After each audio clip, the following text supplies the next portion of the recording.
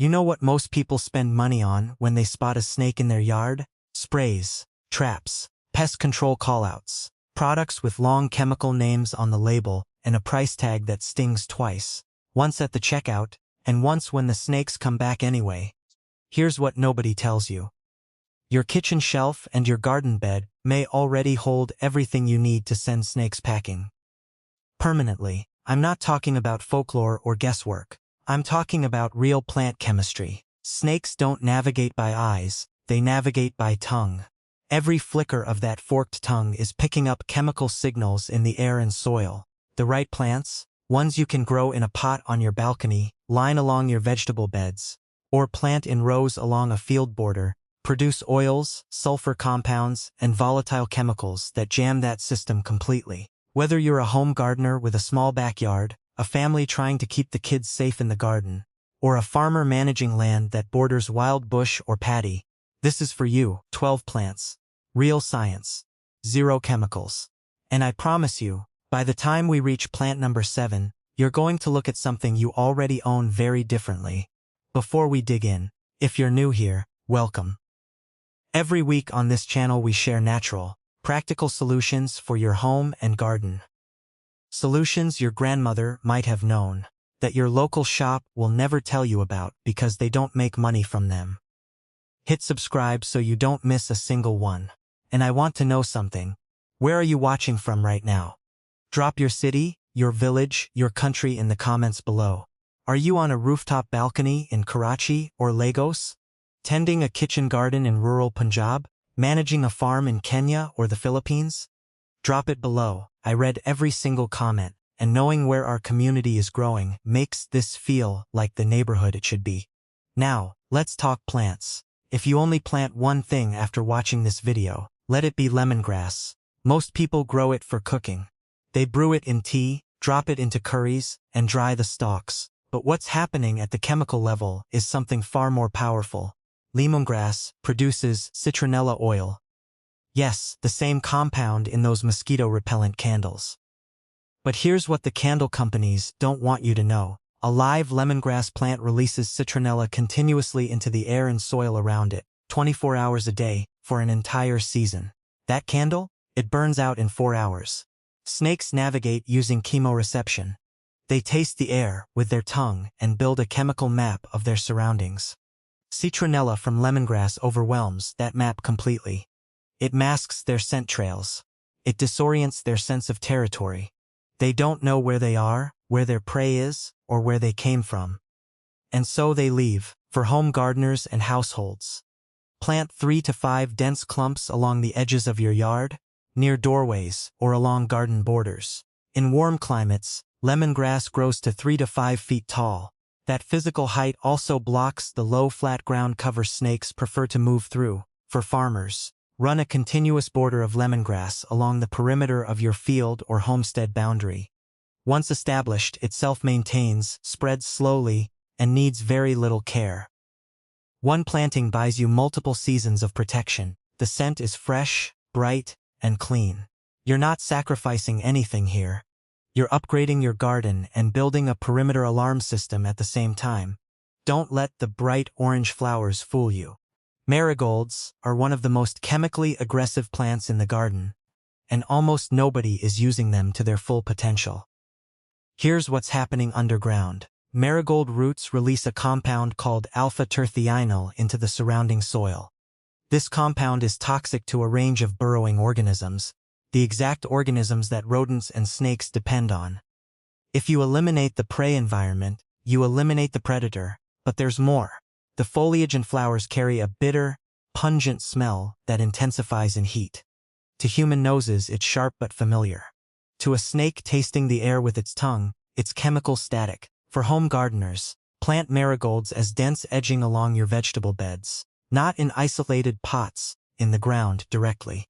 The root chemistry only activates when the plant is anchored in soil. Plant them 6 to 8 inches apart for continuous root coverage. For farmers, marigold borders along crop rows are one of the oldest pest management strategies in traditional farming. They cost almost nothing. A single packet of seeds plants an entire row, and they work all season long. No sprays, No monthly costs, just a row of cheerful, hard-working flowers doing double duty. Wormwood has been used in herbal medicine, in folk remedies, even in the history of the spirit, absinthe. But what it does to snakes is equally ancient and equally powerful. Wormwood contains two volatile compounds, absinthin and thujone, that produce an intensely bitter, acrid scent.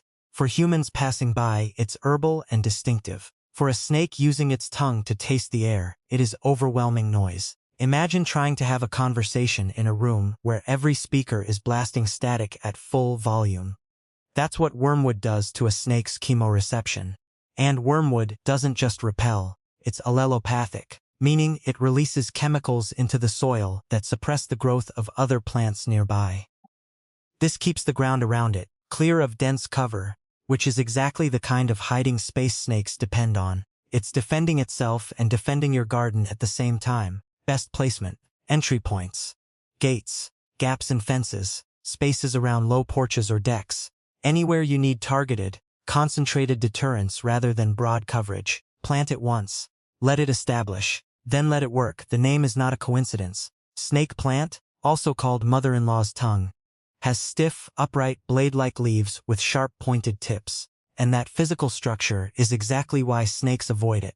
Snakes are ground-level hunters, built for fluid, horizontal movement. They navigate tight spaces, move along flat surfaces, and rely on being able to flow smoothly through a path. Sharp, rigid vertical structures create physical discomfort and confusion. A dense cluster of snake plants is like a wall of standing knives at ground level, deeply unappealing to anything trying to slither through. Beyond the physical barrier, snake plant leaves contain saponins, compounds mildly toxic to many animals that come into repeated contact with the plant. Most people use snake plants indoors as decorative plants. But they thrive outdoors in warm, well-drained soil. Move yours outside. Cluster them at doorways, along walkway edges, near woodpiles, beside HVAC units, under low porches. Anywhere a snake might look for cool, dark shelter. Whether you're on a city balcony or a rural farmstead, you've probably already got a pot of snake plants sitting inside. Put it to work. Your kitchen already has this one. Garlic. The sulfur chemistry that makes it so potent in cooking, that sharp, warm, pungent smell when you crush a clove, is the same chemistry that makes it genuinely repellent to snakes in the soil. When garlic grows, its roots release allicin into the surrounding soil moisture. Allicin is a sulfur compound that creates a zone of scent disruption around the plant. Snakes, navigating by chemoreception, find these areas essentially unreadable. Their chemical map of the territory goes blank. They don't hunt there. They don't travel through there. Over time, they learn to avoid the zone entirely. For home gardeners and households, you can use this two ways. Plant garlic cloves 6 inches apart along fence lines, under shrubs, and around your compost heap. Anywhere that naturally attracts rodents, because where rodents go, snakes follow. You're cutting off the food chain before it reaches your garden. Or, and this is the quick fix home remedy, crush 3 or 4 garlic cloves, mix with a cup of water, and pour it along the base of walls, doorways, or entry points. This gives you an immediate short-term deterrent while your planted garlic establishes. For farmers, plant garlic around the perimeter of storage areas, grain stores, and field borders. It's edible, it sells, it controls pests. One crop doing 3 jobs. Most households throw garlic peels away. Scatter them along garden edges instead. That smell doesn't disappear when the peel dries.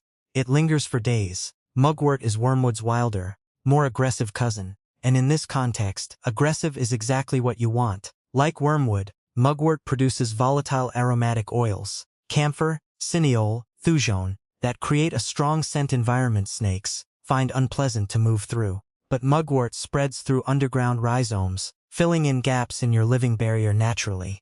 Once you plant it, it keeps expanding, thickening, and reinforcing itself without any help from you. Best use along the wilder, unmanaged edges of your property, where your maintained garden meets a fence, a field margin, or an overgrown border. Let it naturalize. It will do more work the less you manage it. For farmers, this is one of the most practical options for large-scale perimeter planting. Establish it once along your field boundary, and it takes over from there, a plant that expands its own defenses. That's rare, and that's useful. Grok Plant 7, True Citronella Grass. The one you own but never use correctly. Here's the one most gardeners already have, and almost none of them are using right. West Indian lemongrass, Cymbopogon nardus, is not the same as culinary lemongrass. This is true citronella, the actual source plant that commercial citronella oil is extracted from. And it produces concentrations of citronellol and geraniol that are dramatically higher than the culinary variety. Most people who own one think it's just a decorative grass. They might know the name citronella from candles, but they don't connect it to the living plant they could have, growing along their garden path, releasing its oils into the air every single day. That candle contains a fraction of what the live plant generates. The plant never burns out. Plant it near children's play areas, along pathways that border green space or open ground, beside outdoor seating, anywhere you want continuous, passive deterrents with zero maintenance. Bonus, it also repels mosquitoes. 1 plant, 3 jobs. Every kitchen garden has rosemary. Most of them are using it wrong. Rosemary contains high concentrations of camphor, borneol, and 1,8-cineol, all volatile compounds that create a powerful olfactory barrier.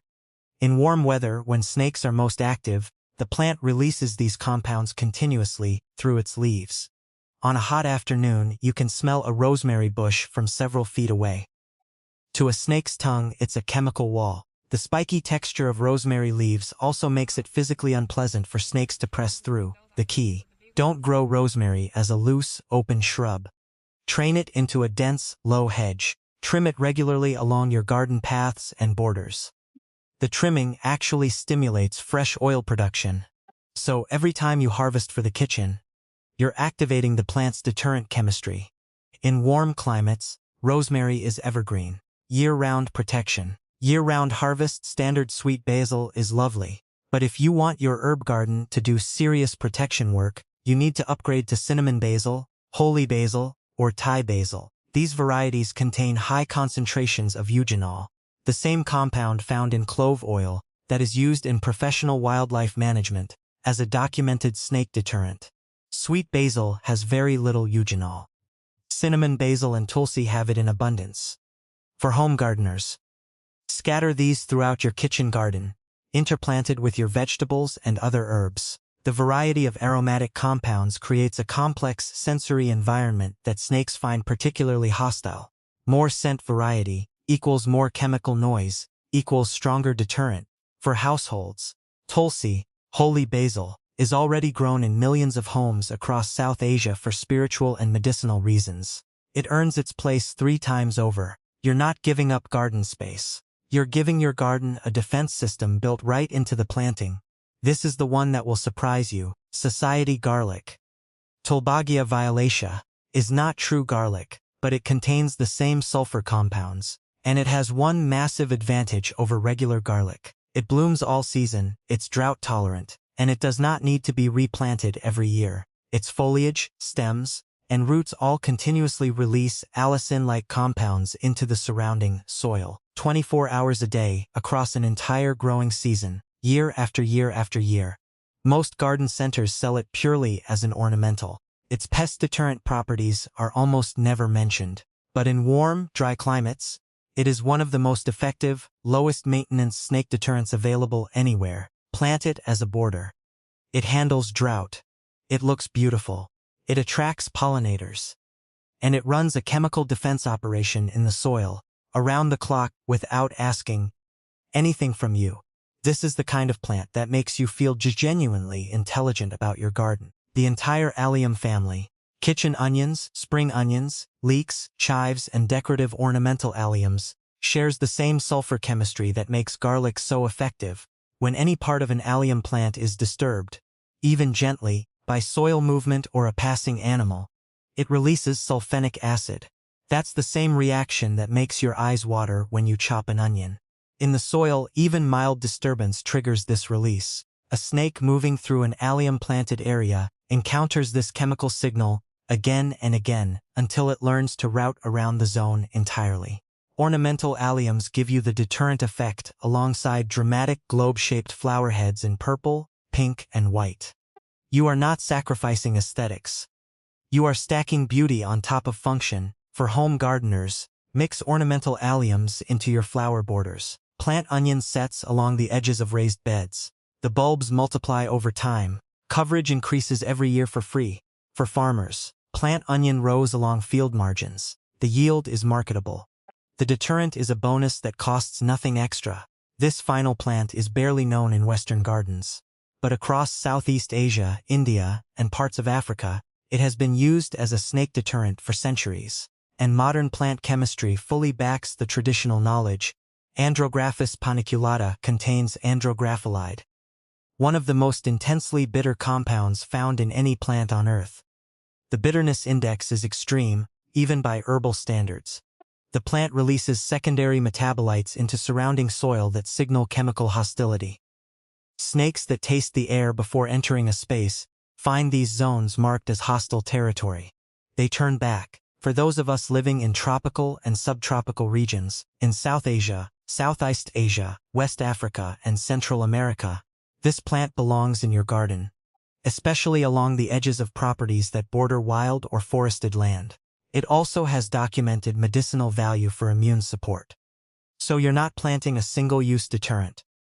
You're planting a pharmacy and a guard at the same time. Traditional knowledge exists for a reason. Put it to work. Individual plants deter. Combined, strategically layered, they create